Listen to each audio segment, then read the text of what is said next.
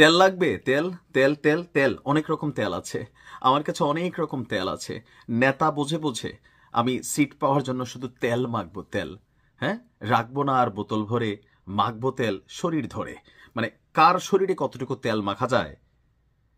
গেল 3 দিন আগেও মোটামুটি বাংলাদেশের মানুষের কাছে একটা পজিটিভ জায়গা ছিল মীর স্নিগ্ধর, কিন্তু মীর মুগ্ধ যেখানে পানি লাগবে পানি বলে বিক্রি করেছে, সেখানে স্নিগ্ধ এখন তেল লাগবে তেলই বিক্রি করছে। কেউ কেউ এটাই মনে করছেন। বাঙালি জাতি বড় বিনোদনবাজ, কমেন্ট সেকশনে ঝড় বয়ে যাচ্ছে। কারণ গেল 2 দিন আগে একটা ধন্যবাদ জানাতে গিয়ে যেভাবে তিনি শেখ হাসিনার নাম পর্যন্ত নিতে আইসা শেখ বইলা বাকিটা ঢুক গিলা ফেলছেন, অল্পের জন্য বাইচা গেছেন, সেইটা নিয়ে স্নিগ্ধ একটা ব্যাখ্যা দিয়েছেন। কিন্তু এই ধরনের কাঁচা রাজনীতি বা এই যে ব্যাখ্যা, এটা আসলে তার কাছে, তিনি যেটা গতকালকে দিয়েছেন, মানুষের কাছে কতটুকু গ্রহণযোগ্যতা পেয়েছে খেয়াল আছে নিশ্চয়ই। আচ্ছা, একটা স্টেটাস দিয়েছে যে শেখ হাসিনার নামটা সে কেন বলতে গিয়া গিলা ফেলছে। তো বলতি বাবা, পুরাটা ডায়লগটা কমপ্লিট করতা, কিন্তু তুমি তো লাইনটা ছিল তেলবাজির, সেখানে শেখ বইলা তারপরে চলে গেছে বেগম খালেদা জিয়ার দিকে।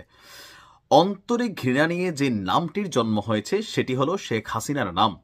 তো আপনি যে ডায়লগটা দিচ্ছিলেন সেটা কি ঘৃণা ভরা ডায়লগ ছিল, নাকি মানে বিএনপিকে রিপ্রেজেন্ট করার জন্য আপনার একটা ডায়লগ ছিল? প্রথমত আপনি কিন্তু ডায়লগটা দিছেনি একটা তেলবাজির ডায়লগ, সেখানে বেগম খালেদা জিয়ার নাম নিতে গিয়ে আপনি শেখ বইলা পরবর্তী সময় কাটছেন, আবার এখন আইসা পাঠার মতন, বোকা মানুষের মতন আপনি একটা বক্তব্য দিলেন। স্নিগ্ধ বলছেন যে অন্তরে ঘৃণা নিয়ে যে নামটির জন্ম হয়েছে সেটি হলো শেখ হাসিনার নাম। এটা শুধু আমার নয়, বরং বাংলাদেশের সকল সাধারণ মানুষের বিগত 16 বছর অত্যাচারিত হয়েছে এমন সকল পরিবারের।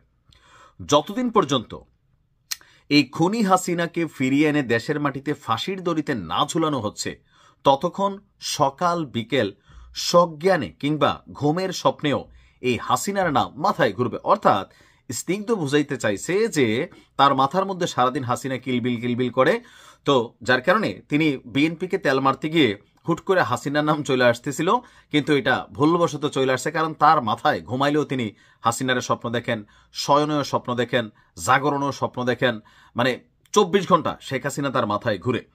এরপরে তিনি বলছেন যে যতবার এই নাম মুখে আসে মনে রাখবেন তা কেবল ঘৃণা থেকে আসে।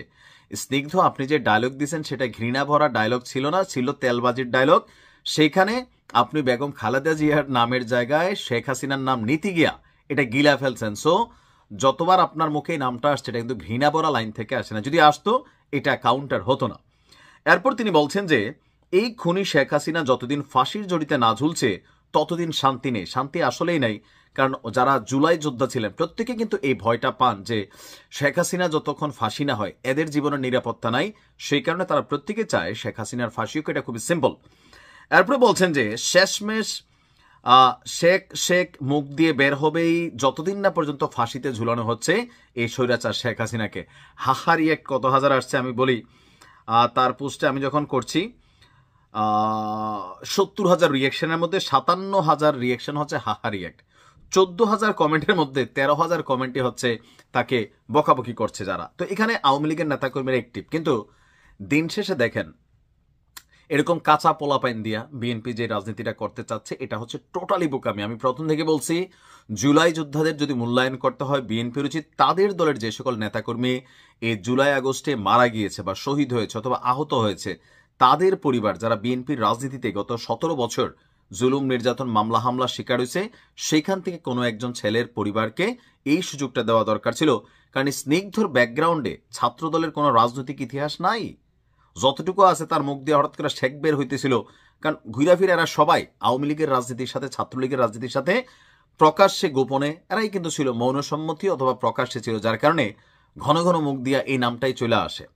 স্নিগ্ধের এই স্টেটাসটা তার জন্য আরো আসলে হাস্যকর অবস্থার পরিণতি তৈরি করেছে। স্নিগ্ধ, ভালো হয়ে যাও, ভালো থাকুন।